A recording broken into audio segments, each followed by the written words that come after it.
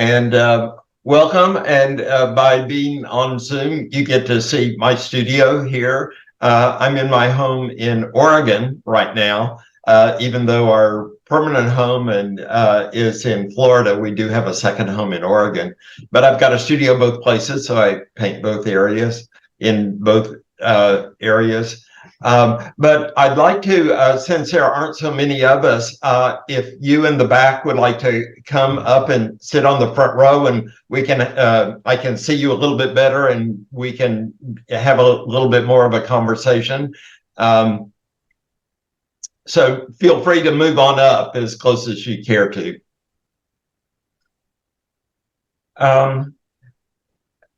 Licensing is a specialty of in art.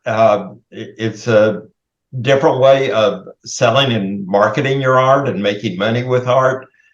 And I think I'll be starting by telling my story, how I got involved in art in the first place, and how it really prepared me in many ways for a career in art licensing.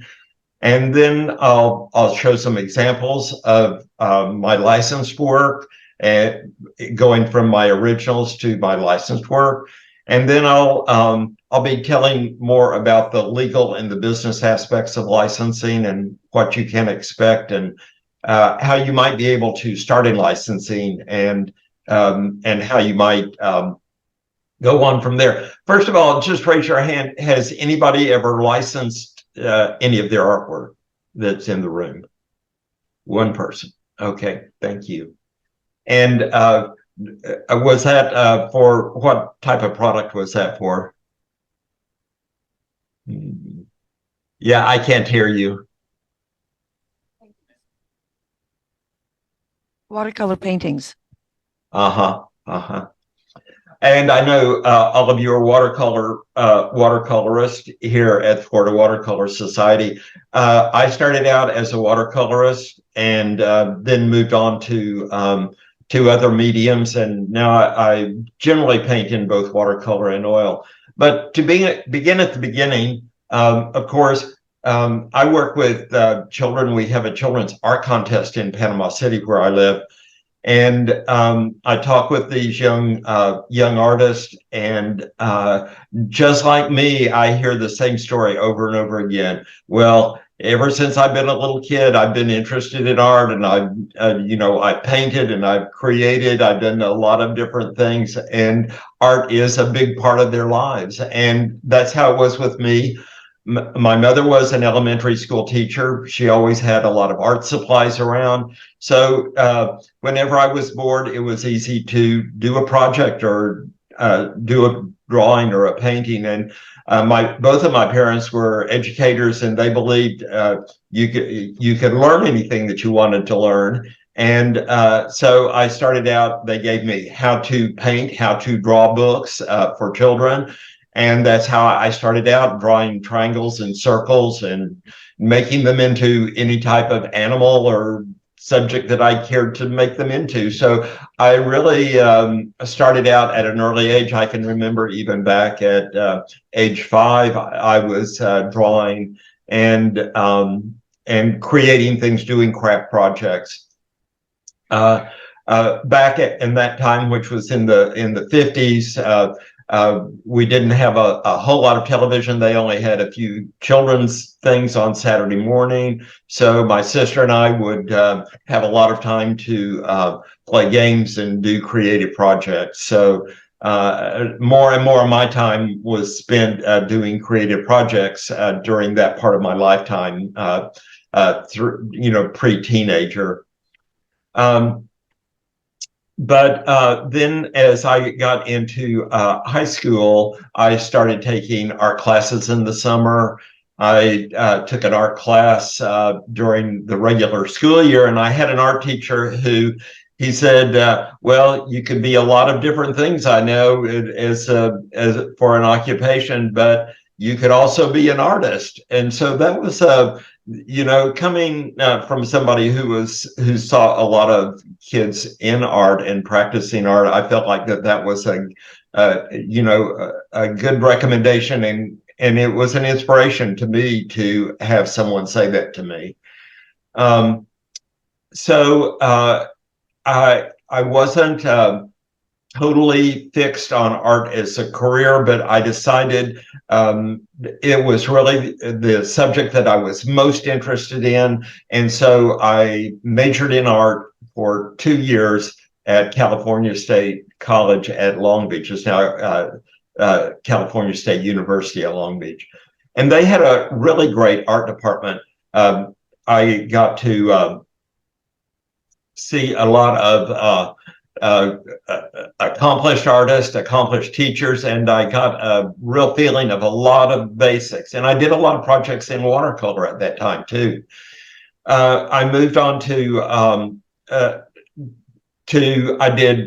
I actually was majoring in industrial design, and after a year of that, I felt like, how am I even going to find a job in industrial design, and where will this happen?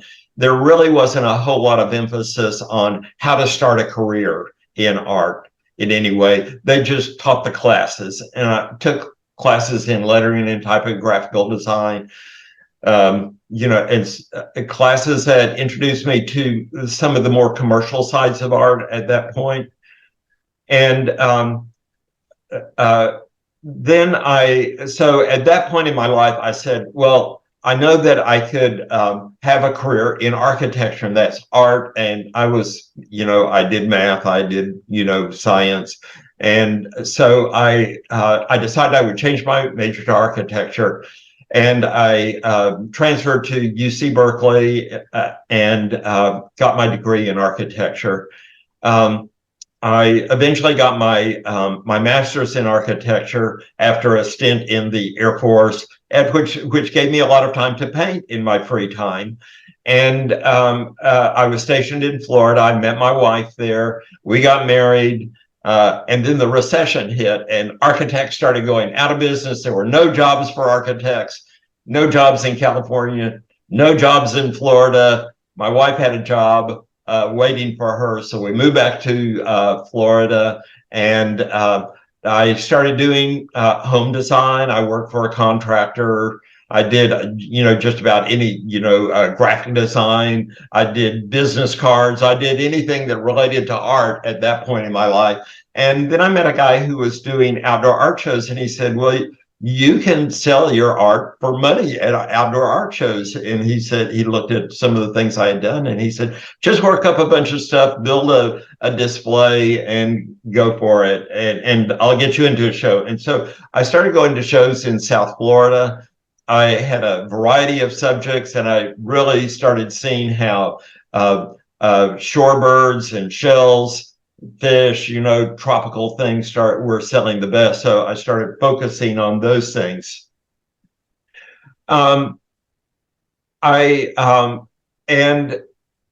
eventually started publishing prints of my work, because people, as I raised my prices of my originals, they said, do you have prints? So I printed some things, and I realized I've got a whole lot of prints here. It was when you had to really print 500 to 1,000 prints, and I saw how I wasn't selling those at outdoor art shows.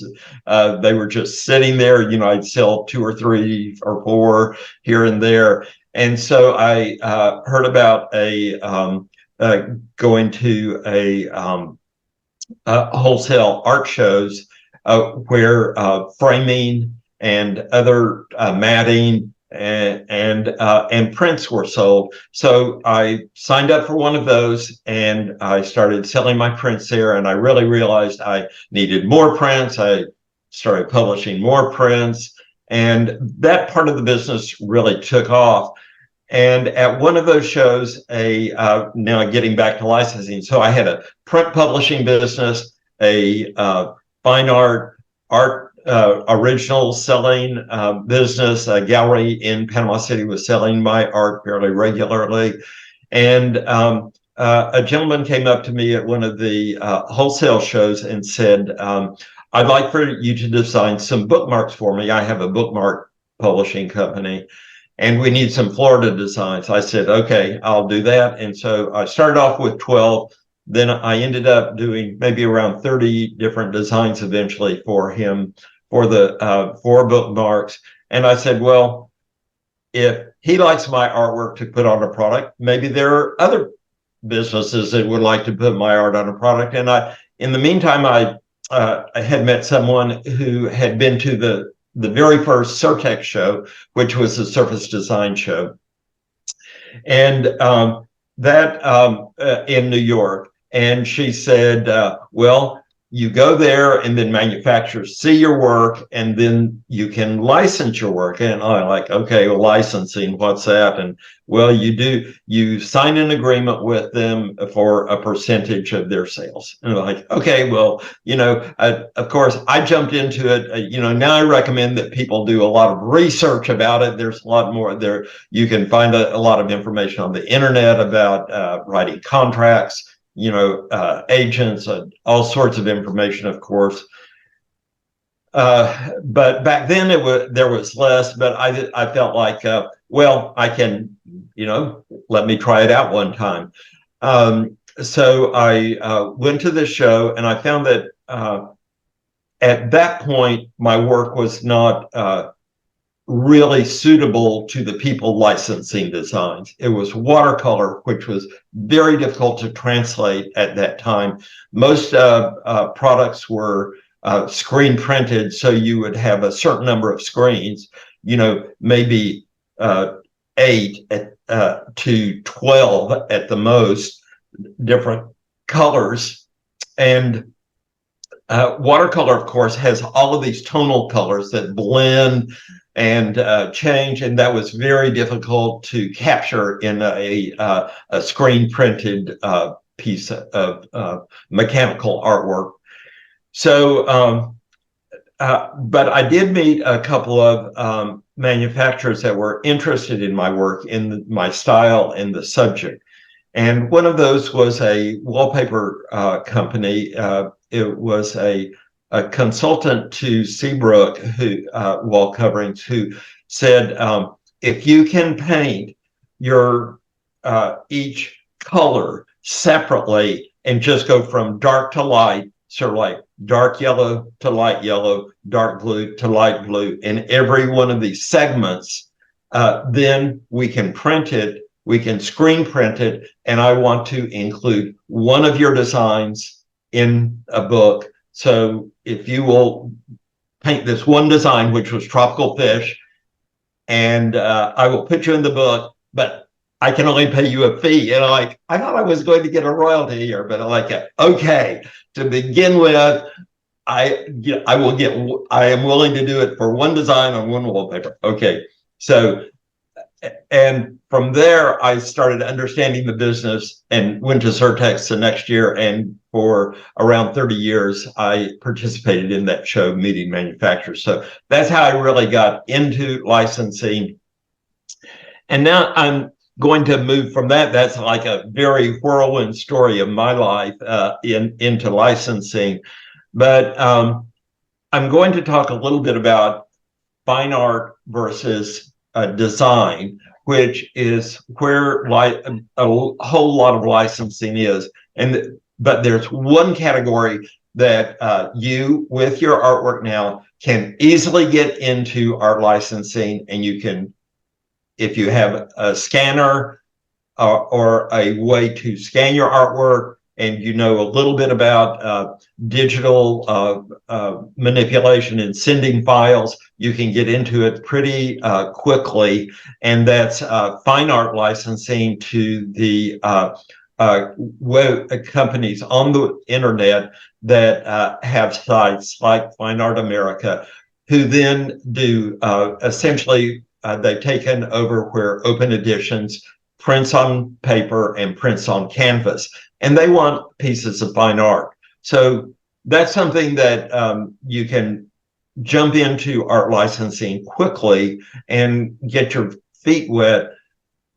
The other type of licensing to go on products, takes a little bit more understanding of how those companies work, how contracts work, and you have to make a whole lot of more business decisions. So right now I'm going to sort of stop the talking part of it and do a little show and tell, which I think you may find interesting.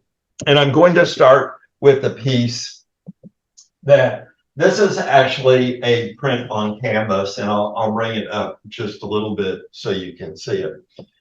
This is actually from an oil painting, but some of my oil paintings have a very transparent look. There, I tend to bring some of my watercolor style into my oil paintings.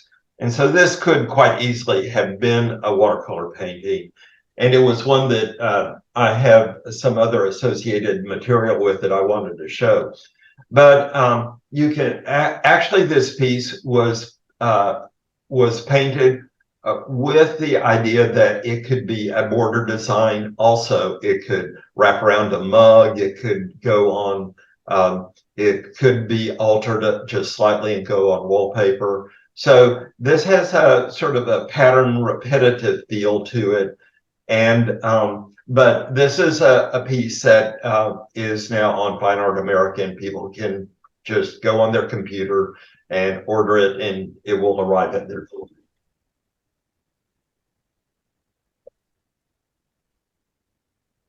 So from this piece, I also had this pillow, and you can see, the majority part of the image was taken directly from the artwork, but also these border designs were added with the coral. I painted all of these different pieces, and it was put together in Photoshop.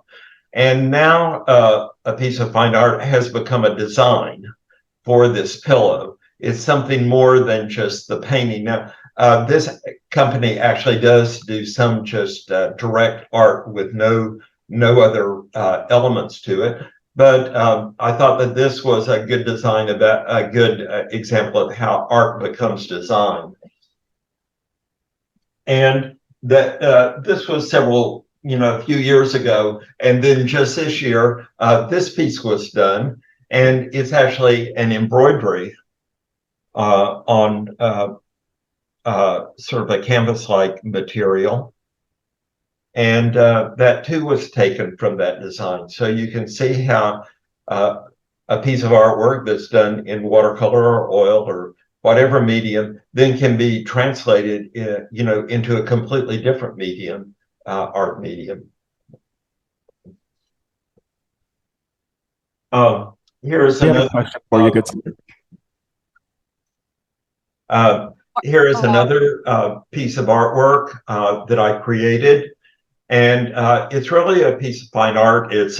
I did a series of these frame within a frame pieces with a little landscape behind them, and that Nautilus was cut from this digitally in Photoshop. It was expanded just a little bit. You see, this is more vertical, and this is a little bit more round, equal in all directions, so it would fit and on the plate size. But then it became a ceramic plate with a little bit of design work on it. The distressed wood, writing, text, and then the applied pattern. Was all this stuff through your art storefront or whatever? No, Fine Art America? No, this is by a company called Certified International. So I work with over 90 manufacturers now. Thank you. This is a series of, since we're showing plates. We have one more question for you. Okay. Paul, do you get a percentage then from each of these companies? And what would that percentage be? And I'll be answering that in the business part. So I'm going to go through the art part, and then I'll get back to the business part. And I'll talk about a lot about percentages. But this was from a watercolor series. The actual watercolor paintings were on full sheet, 22 by 30, so they were quite large, and they were reduced. I painted the text separately that was supplied by Photoshop, and then they were made into ceramic plates. They were also prints. They were also a whole lot of other products: napkins, placemats, salt and pepper shakers. There was a whole line based on these sort of. The concept was a retro European coastal poster.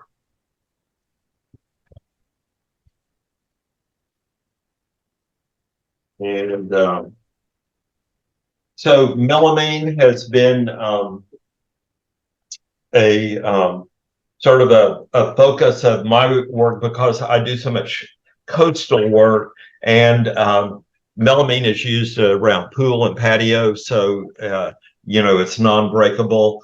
But here you can even license stripes, believe it or not. And I use these same stripes photoshopped into another color. These are the exact same stripes on the side, and with the crab text and other backgrounds. One more question for you. Yeah.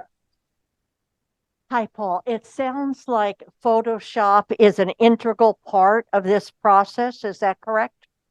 It is for product design. You don't have to have it for the art online side of licensing. The art online, you mean like Fine Arts America?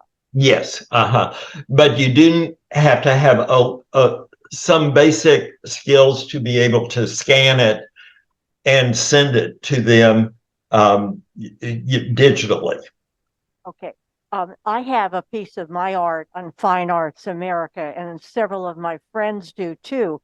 It doesn't seem like anything moves there because you have to self-promote your work on that company. I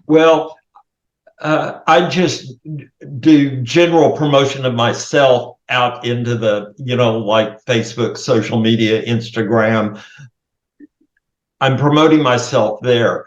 The other way that people search on Fine Art America is by subject. So if you're painting roses, say roses, then I would recommend you look at all of the roses on Fine Art America, and they will list them on bestsellers and see how the bestsellers are being formatted. And maybe it's just you could create a piece that then fit into, what might be a bestseller, because people will go on and look at the whole category of roses. So, there are several ways of approaching, marketing there. Thank you. Thank you. Okay. Here's another series. Let's see, moving of this was directly from the watercolor. By the time that this was created, a lot of digital printing and to product was available, so it reproduces the watercolor very accurately. And from that series, I did a whole series of wine glasses and grapes.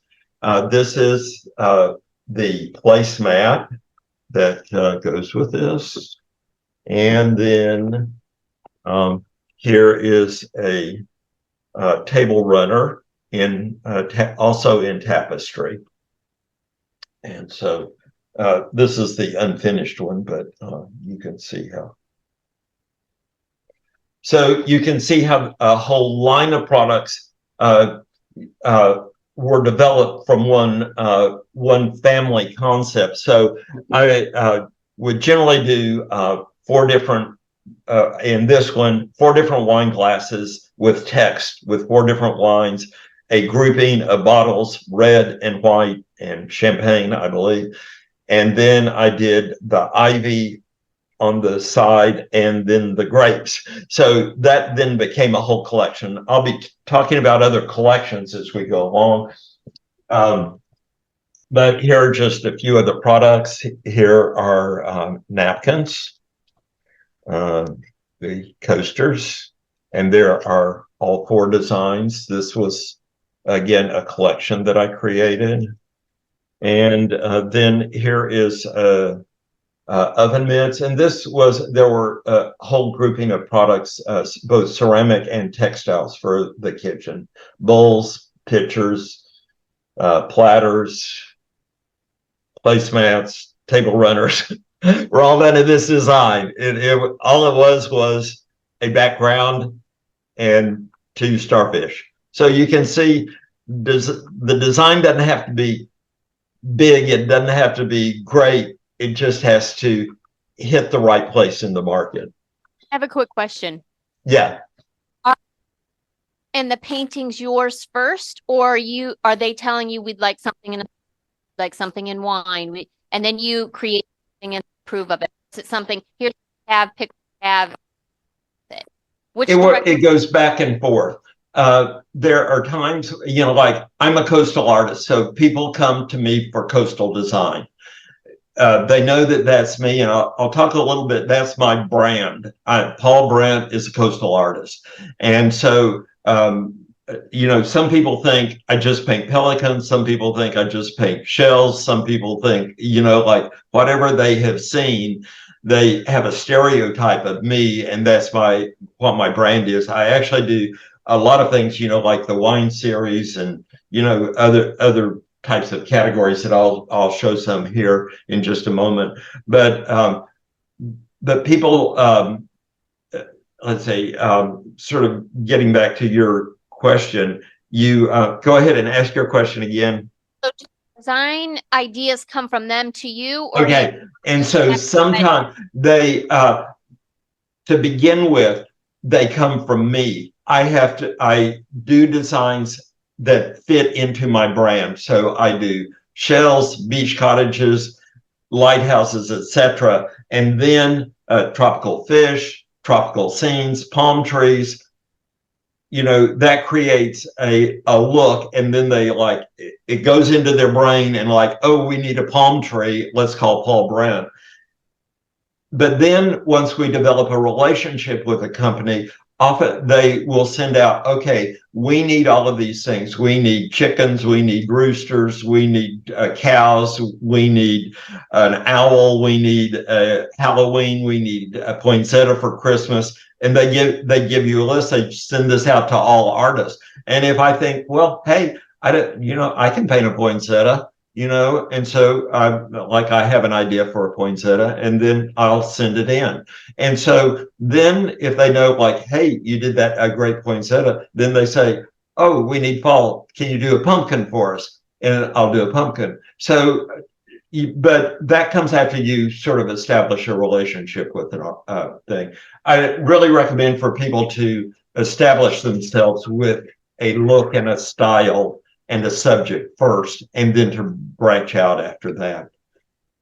This is one of my boats are a great coastal series, and I just thought I'd show this because I developed a background of just this patterning back here, and then I can use that as an associated design. But this is a watercolor that's very licensable. But here again, you see a repetition of elements that then could be separated out and used on another part of a collection. I do florals, and this is one that a lot of artists working in floral styles might relate to. But here again, I put it more into a pattern that could be a repeat. And this is one that I really liked. It never got picked up, but I really liked that, that foggy, sort of indistinct feeling and watery watercolor-like look. This is a second series that has been picked up several times in different ones. I've got a turtle, a tropical fish, a seahorse, and this is where there are all sorts of little sea life embedded in the one silhouette of the sea life. The intricate design is really nice. Yeah, so this was an idea I had, you know, making a pattern to go onto a silhouette, and then developing that into a collection. And I took that same idea, but a little bit differently. And this was part of a Halloween collection, and these were witches' shoes. So that was sometimes in licensing, especially for the holidays, a certain amount of cleverness. Actually, we did two of these, you know, one this way and one the other way, and we just flop them digitally and then say, "Trick or treat, smell my feet." And, you know, that's something that kids say, and it was used on a flag for Halloween. Some of my Christmas ideas. I started natural wood and this sort of Scandinavian type of feel in Christmas was becoming popular. So I did all wooden Christmas trees, a series of those. And then I did a series of wooden nutcrackers. These were all done without color first, just like the trees, then scanned, and then I put the color in over that, and then I scanned them again. So I had two sets with and without color.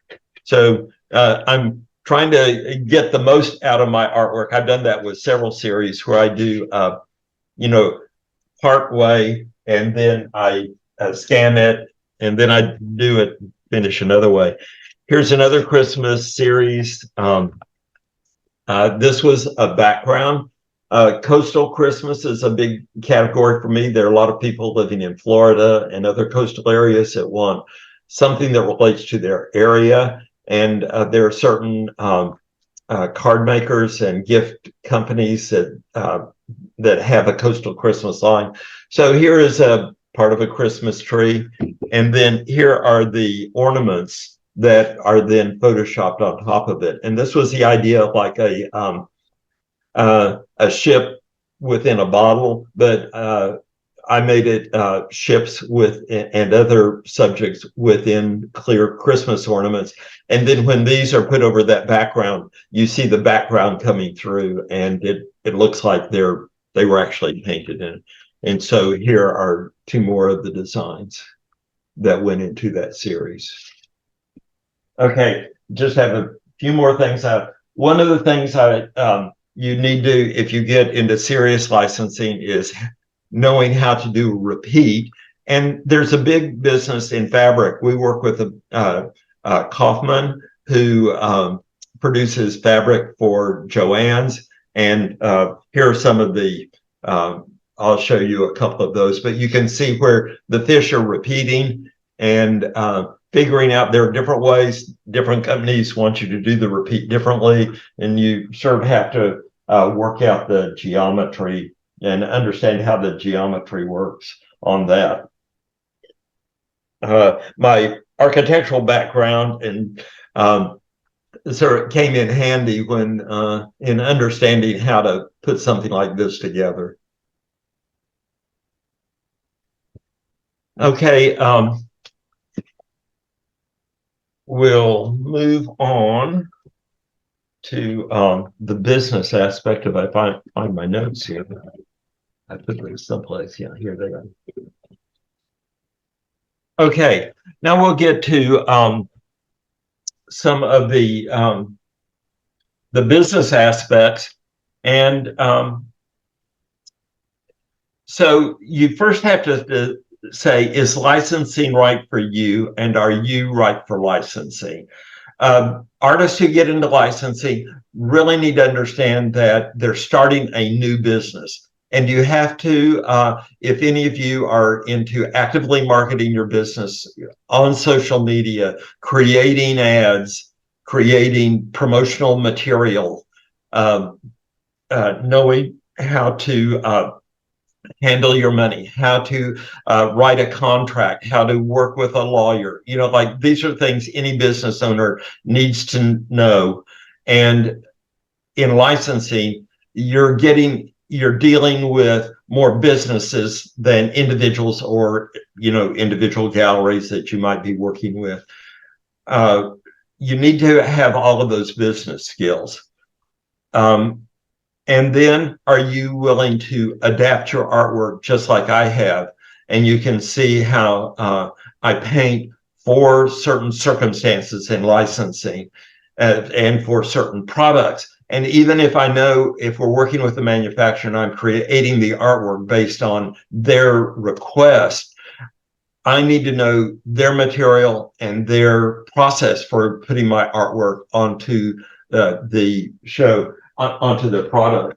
One of the things like sometimes we get things, even though we have approval, but I just wanted to show, like, I consider this an error where the image comes to the edge up here, but it doesn't quite make it here. So they did not allow for enough bleed to crop the image correctly on this plate, but it still looks like a nice plate.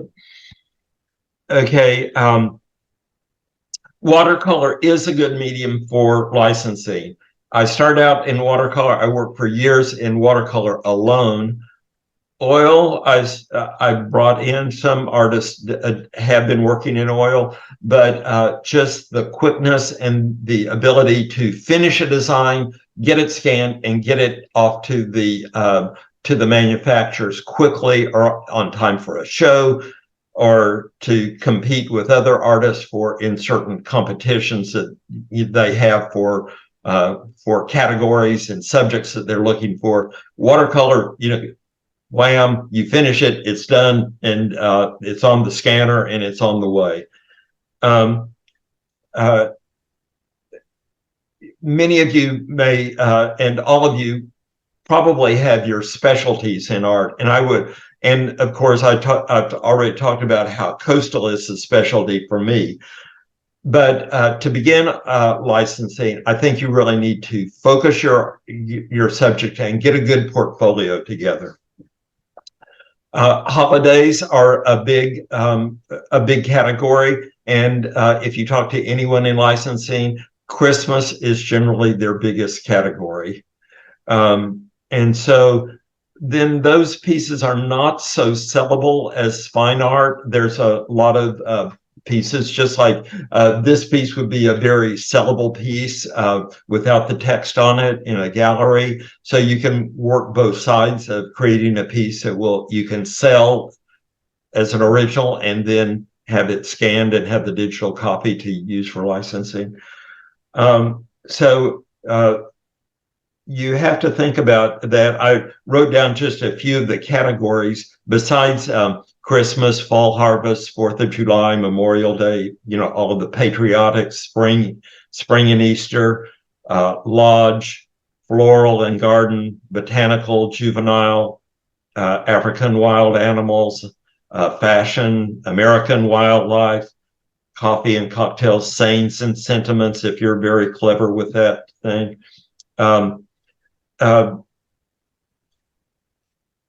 Most artists establish their style or their subject first, and that's what I always encourage you to do.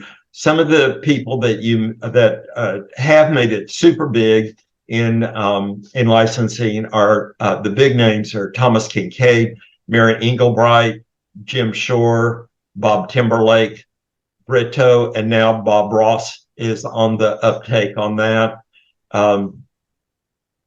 The Weiland and Christian Reese Lassen were the big marine artists who made a big splash at one time.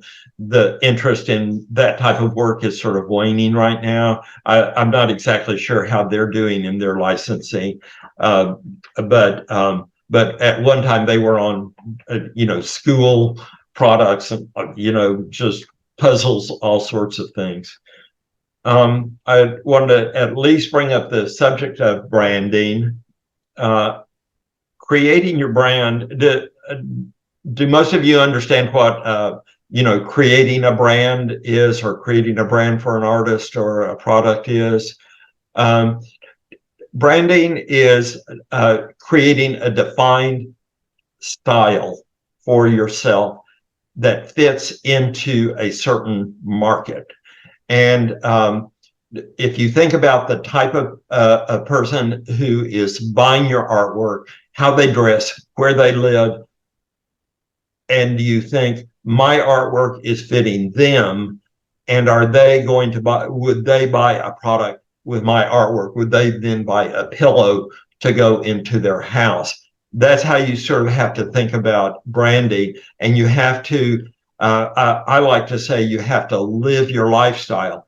If you're, most of you are probably from Florida, living a Florida lifestyle. There are many different Florida lifestyles. You could be a sailor, you could be a fisherman like Guy Harvey. He's another big name in licensing with his t-shirts. He's a sports fisherman. I live in Panama City. We have a beautiful beach. We have a whole lot of wildlife and underwater life, shore life, seafood. So these were just natural categories for me. And so then I can create a product like this, and people can say, oh, yeah, that's Paul Brent. He lives in Florida. He's a Florida artist. And that all becomes part of your brand.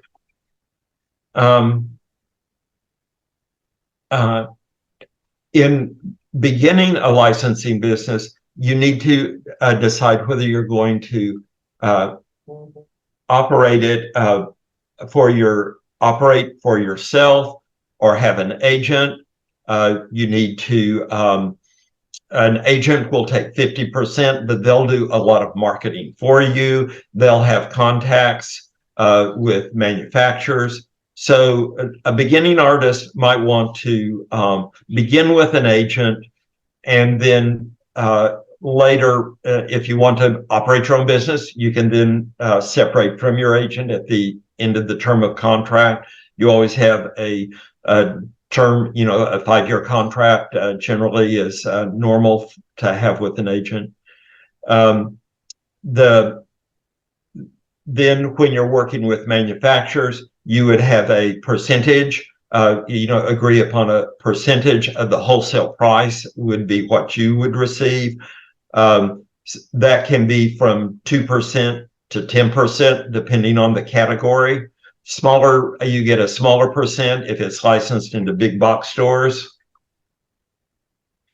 As you can see, all of these things I'm going through pretty quickly now could have, if you go to Certex, they have classes in, a full hour on just branding, of just working with an agent. So I'm having to go through this pretty quickly right now. On the legal side, I recommend copyrighting your work through the Copyright Office in Washington, D.C. It gives you a lot of protection. If you have something that's very clever and very unique, and then all of a sudden somebody else is doing something just like it, or they have copied it directly. If your work is copyrighted, you have a lot of legal recourse to coming to an agreement, financial settlement with that company to pay you for use of your work when they infringe. Building your portfolio. It's important to, if you go to see an agent, or you go to show a manufacturer, whether it's online, and so much is handled online now that you really have to have a digital portfolio. You have to have your work, a sizable amount of work. And I've talked about a collection, and a collection generally consists of 4 pieces of artwork. And I have my portfolio on on an iPad, and this shows all the categories. You can let's pick one. Sea life.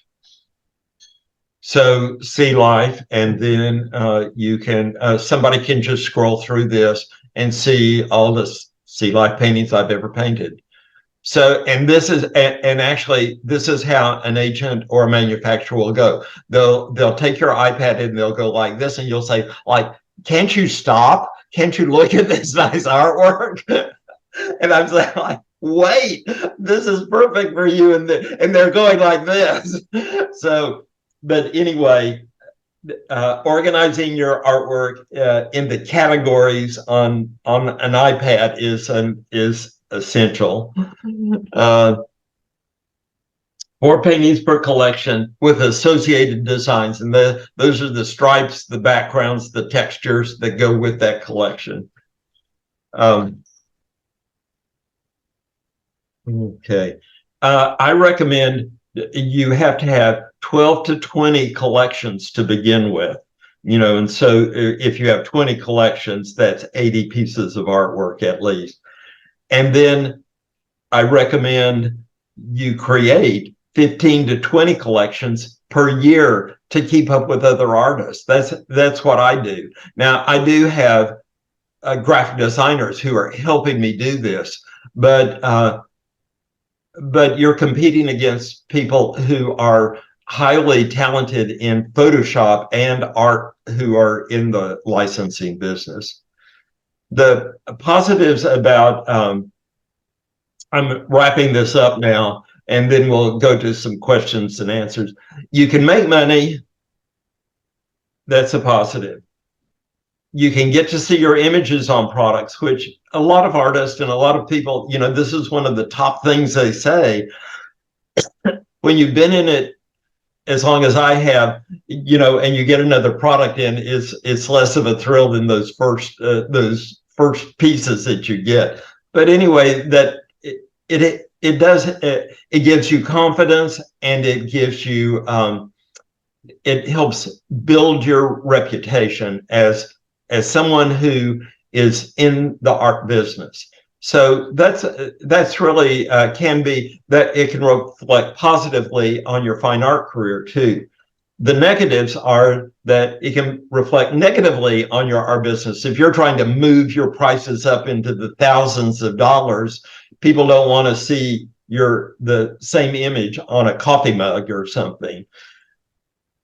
Another negative is you don't get paid until the product is sold at wholesale to the retailer, unless you agree upon an advance. And advances are getting harder and harder to get from manufacturers. Another negative, there's a lot of competition. There are a lot of artists who think, oh, I'll just get into licensing. And there are agents with over 100 artists on their, that they are representing. But if you talk to one of those, they'll say, oh, I've got 100 artists, but only 8 are money making for me. And those 8 are producers. They work quickly. They work to the design specifications, and they turn it out, and they get it done, and they have those collections, and they have a clever way of doing it or a unique way of doing it. You need to be dedicated and a prolific painter, which you can do in watercolor. You need to have Photoshop. Manufacturers will request mock-ups. They'll request digital files that are layered to fit their products so that they can actually move them around also, and sometimes modify the color. And oftentimes your ability to do those Photoshop parts of this will be a requirement for working with the manufacturer. They have laid off their Photoshop staff, and now they're requiring that work to be done by the licensing artist. It saves them money, so they say, oh, well, let us see it in a round, 2 squares, an oblong, and a vertical, for our products. And here are the dimensions. And you'll have to do that. So those are all the negative parts about it. To help someone get into this, there are consultants, and you can go online and find people who are willing to help you. There's a lot of information now online about how to get started. If wherever you see your weakness, you can bulk that up online. But I'd like to say that's the end of my presentation. And now let's turn it over to you, and let's have a few questions from the audience. I'm sorry. I had to rush that through. There's a whole lot of information here about licensing.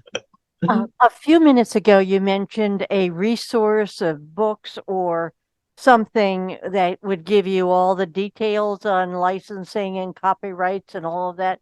It began with a C. Do you remember what it was?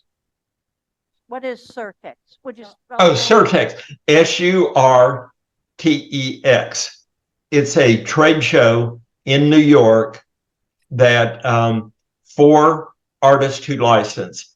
You rent a booth, you put up your display, you have your iPad, and manufacturers walk in front of you and look at your artwork. If they like it, they'll start talking to you about licensing.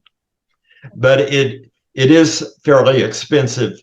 The booth rental, all of the travel expenses, etc. You sort of have to be willing to plunk that money down. But there are classes that they have there for artists who license. And you can meet you can meet agents, you can meet you can find a whole lot of what you need. This year it's going to be in May. I read that May 9th and 10th in New York, and you can go to their website, surtex.com. How do you go about finding an agent? You can go online and say licensing agents, art licensing agents. You can go to Surtex and meet them. You can contact artists who are licensing their artwork, and say, who is your agent? Artists who license are they're sort of like me a lot of times. They're willing to share. And if it doesn't take up an enormous amount of their time, if you have like a few questions and don't demand a lot and thank them profusely, they're willing to share, and they'll have a chat with you about their licensing experience and their experience with their agent. Okay. Another question? I have another question. Go ahead and take a drink while I ask your question. Okay. Okay. Wait just 1 second. I left it in my kitchen.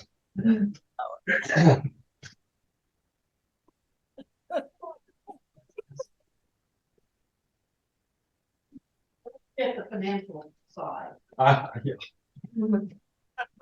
Okay, you're okay. Yeah. Okay.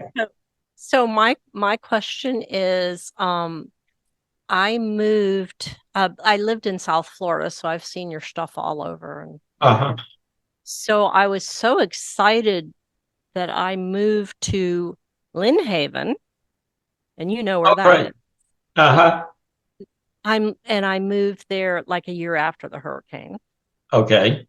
And where do I see you, or your studio or your gallery? Do you have anything? Because I thought you had something, and so I'm confused because of the hurricane might have bashed it away. Yes, our main gallery in my studio was damaged, and then during reconstruction it caught fire and burned.